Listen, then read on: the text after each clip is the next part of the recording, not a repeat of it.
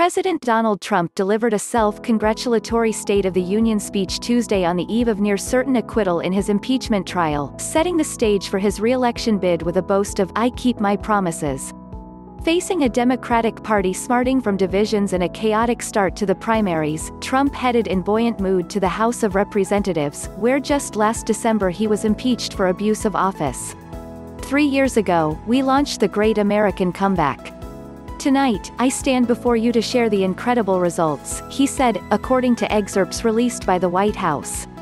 We have shattered the mentality of American decline and we have rejected the downsizing of America's destiny. Trump was to say that his policies of deregulation and tax cuts, criticized by opponents as harming the environment and favoring the wealthy over the poor, were responsible for unparalleled success in the economy.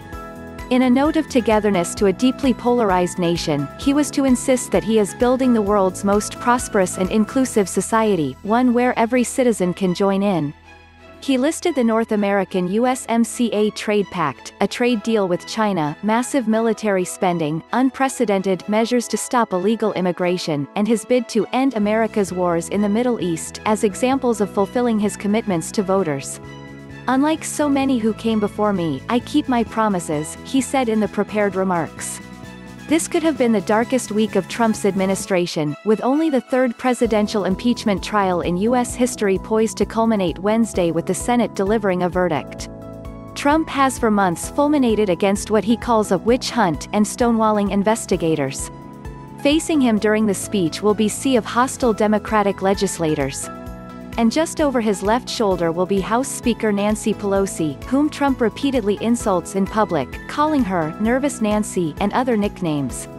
But Trump's Republicans hold a majority in the Senate and they are all but sure to declare him not guilty of both impeachment charges, leaving the real estate tycoon and former TV personality in a triumphant mood. The White House flagged well in advance that the speech would be very optimistic. The I word will not even be pronounced, the White House said. I read the speech and the word impeachments not in it, spokesman Hogan Gidley told Fox News shortly before the event.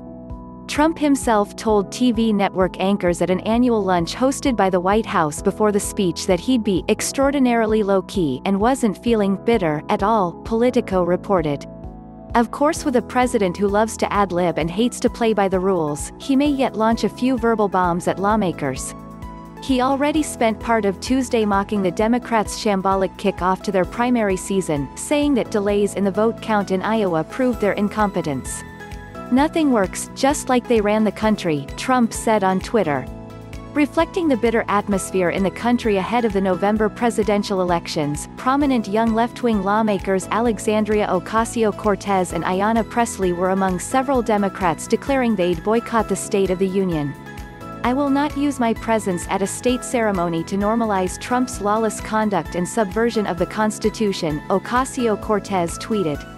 The choices of guests to the big event tell their own stories as the election campaign picks up. Trump invited a senior Border Patrol officer, a woman whose brother was murdered by an illegal immigrant in 2018, and former Caracas police chief Ivan Simonovis, who spent years in jail under Venezuela's far-left government. And Venezuelan opposition leader Juan Guaido, recognized as the country's interim president by the United States, will reportedly be a guest in a public show of support for his efforts to dislodge President Nicolas Maduro. Democratic Party leaders' guests will include some 80 doctors, patients and others, symbolizing what they say is the Trump administration's failure to tackle health care problems. Trump got yet more good news on Tuesday with a Gallup poll showing his approval rating at its highest ever, 49%. Support was up both among Republicans and independents, though opposition among Democrats had deepened more than ever, the poll found.